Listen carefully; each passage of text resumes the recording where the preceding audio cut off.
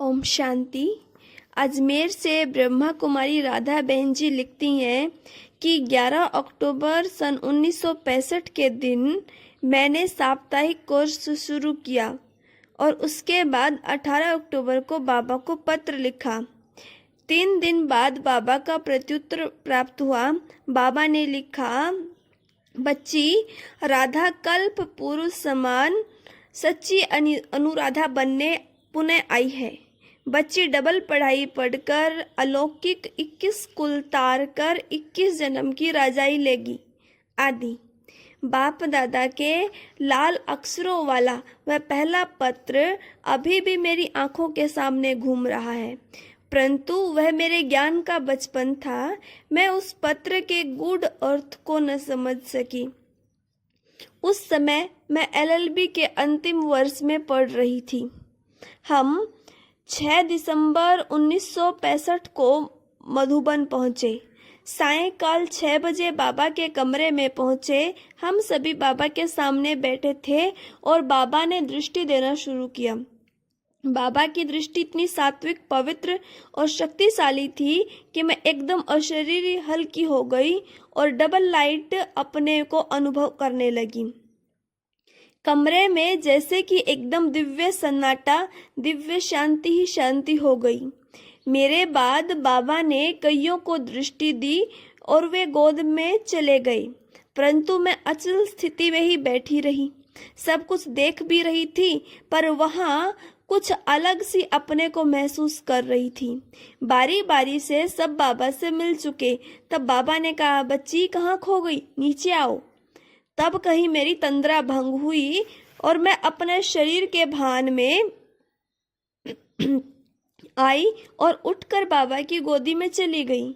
बाबा की गोद में जाकर ऐसा लगा जैसे सच्चा माता पिता मुझ आत्मा को अब मिला है, जैसे कि अनेक बार मिले थे, अब फिर से मिल रहे हैं।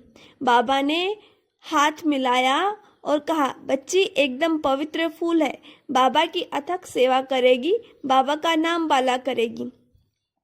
दूसरे दिन क्लास के बाद नाश्ता करके सब्जी काटने की सेवा में सभी बैठ गए। इतने में बाबा आए। मुझे देखा तो निर्मला दीदी राजा पार्क जयपुर वाली को बोले, बच्ची, इस बच्ची को भाषण करना सिखाओ, ज्ञान समझाना सिखाओ। फिर बाबा ने मुझे अपने साथ मधुबन का चक्र लगवाया। जहाँ भी काम चल रहा था वहाँ मिस्त्रियों, कारीगरों को डायरेक्शन दिए और हम झोपड़ी में पहुँचे। बाबा गद्दी पर बैठ गए, मैं बाबा के सामने बैठ गई। बाबा ने मुझे उस दिन सन्यासियों को कैसे समझाना चाहिए, मिनिस्टरों और सरकारी अफसरों को कैसे समझाना चाहिए आदि बताया। यह सब समझाते हुए बाबा ने कहा, बच्ची, सामने वाले को आदर देते हुए निडर होकर अथॉरिटी से समझाओ। सोचो तुम्हें कौन पढ़ा रहा है, तुम किसका परिचय दे रही हो। सदा अपनी रूहानी अथॉरिटी में रहकर बोलोगी तो सफलता तुम्हारे गले का हार बन जाएगी। मधुबन से वापस जयपुर आकर तो मैं लौकिक पढ़ाई के साथ साथ सेवाओं में जुट गई। उन दिनों बाबा ने एक मुरली में कहा था कि कन्याओं को ज्यादा पढ़ने की आवश्यकता नहीं है। यदि मैं कन्या होता तो कॉलेज में ही किताबें फेंक आता। कन्याओं को तो ईश्वरीय सेवा में लग जाना चाहिए। चूंकि मैंने मन ही मन एक्यूरेट श्रीमत पर चलने का निश्चय किया हुआ था, अतः यह मुरली सुनने के बाद मैं लॉ कॉलेज में नहीं गई। लगभग 15 दिन हो गए थे कॉलेज से अनुपस्थित रहते हुए।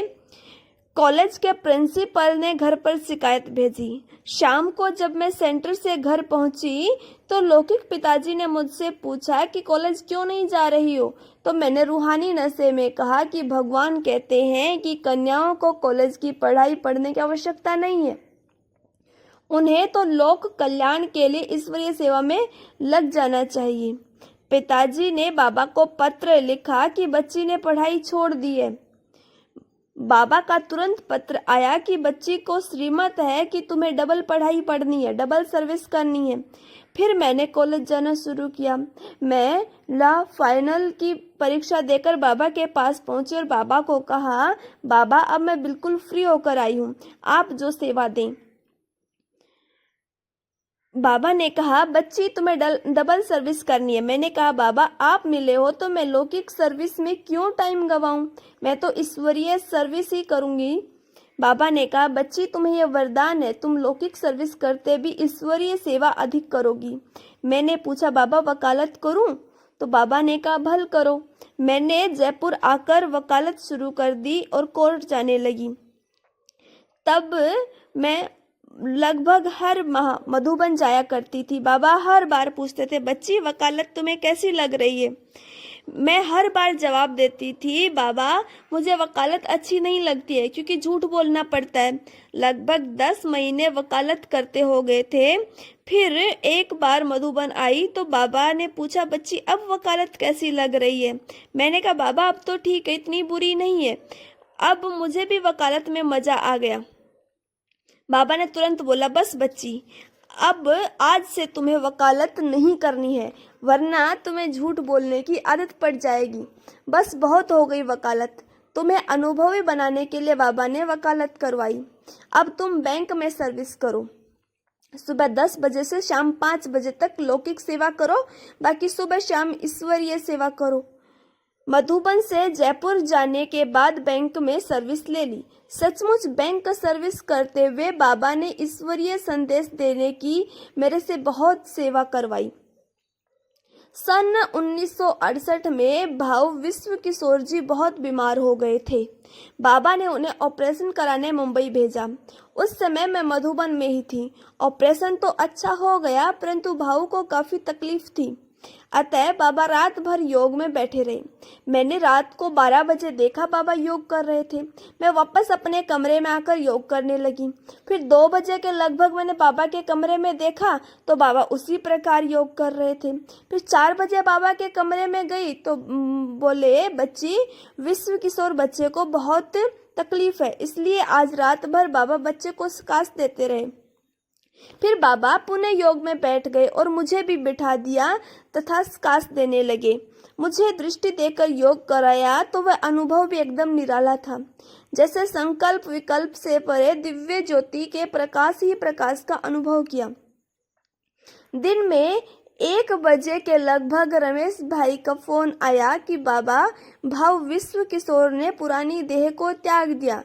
जब तक ये फोन नहीं आया था, बाबा बार बार बहुत प्यार से भाऊ को याद कर रहे थे, किंतु जैसे ही भाऊ के शरीर छोड़ने का समाचार आया, बाबा एकदम नष्टोमोहा बन गए।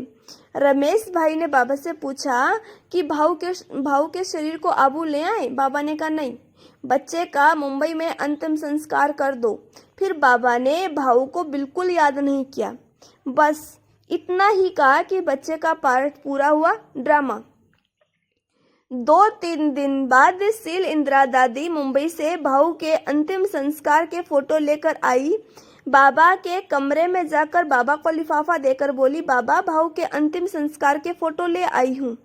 बाबा एकदम गंभीर होकर बोले, बच्ची ये क्यों खिंचवाई?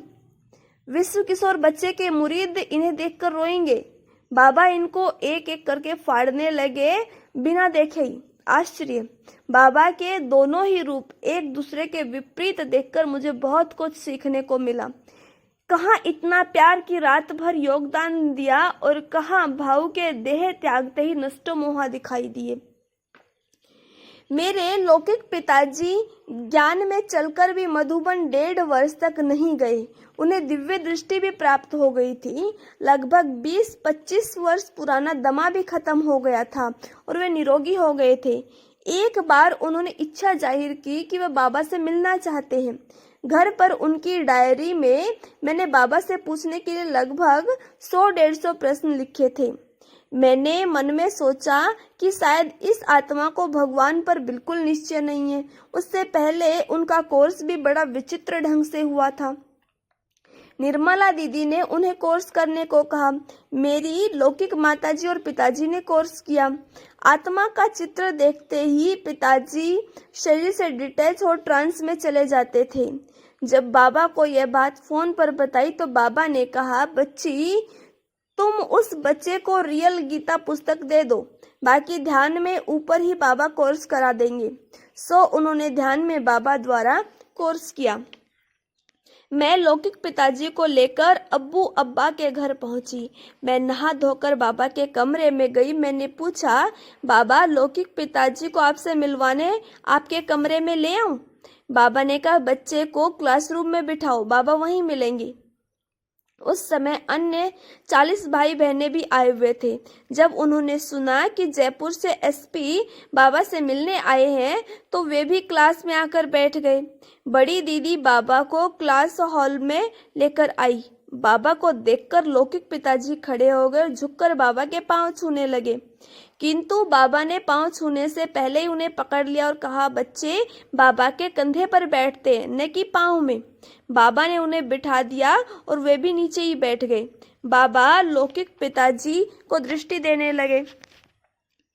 लौकिक पिताजी दृष्टि लेते ही एकदम उठकर जल्दी से बाबा की गोद में समा गए और सिसक सिसक कर छोटे बच्चे की तरह रोने लगे। लगभग 20 मिनट तक बाबा की गोदी में रोते रहे। आखिर बाबा से अलग हुए और मैं उन्हें कमरे में लेकर आई। मैंने उनसे पूछा, आपको क्या हो गया था? अरे आप जिले के एसपी हैं, बड़े आदमी हैं, आप हमारे बाबा के गले लगकर बच्चों की तरह रोए, आखिर आपको क्या हुआ था एसपी साहब? वे मुस्कुराने लगे, बोले, बाबा की दृष्टि में इतनी ममता और आत्मीयता थी, मैं एकदम भूल गया कि मैं कौन हूँ। मैं तो अपने को एकदम छोटा बच्चा महसूस कर रहा था। बाबा के सामने अनुभव कर रहा था कि इतने समय के बाद मेरा बिछड़ा हुआ असली पिता मुझे मिला है। मैं अपने को रोक नहीं सका और गोद में चला गया। प्यार के आंसू बहा रहा था। अब मुझे 100% निश्चय है कि परमपिता शिव बाबा ही इस ब्रह्मा तन में प्रवेश करके कार्य कर रहे हैं। और तो और मैं सारी दुनिया को बता सकता हूँ कि यह भगवान का ही कार्य है। शाम को 5 बजे बाबा के कमरे में पिताजी को ले आई। बाबा ने प्यार से बिठाया और सारा समाचार पूछा। फिर लौकिक पिताजी से पूछा कि बच्चे, कुछ पूछना हो तो बाबा से पूछ सकते हो। इससे पहले जो भी बातचीत हुई वह साकार ब्रह्मा बाबा कर रहे थे, किंतु 1 सेकंड में निराकार शिव बाबा की प्रवेशता हो गई और बाबा ने पूछा, बच्चे कुछ पूछना हो तो पूछ सकते हो। लौकिक पिताजी पर बाबा की दृष्टि पड़ते ही वे अशरीरी होने लगे और बाबा से बोले, बाबा मुझे कुछ नहीं पूछना है, मेरे अब कोई प्रश्न नहीं है। 3 दिन वे मधुबन में रुके।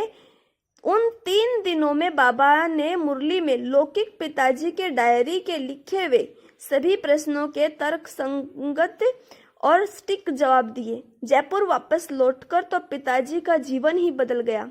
ऐसी थी बाबा की दृष्टि और वाणी। यह अनुभव यहीं पर समाप्त होता है। ऐसे ही और प्रेरणादायी अनुभव सुनने के लिए प्लीज चैनल को लाइक और सब्सक्राइब करें। ओम शांति।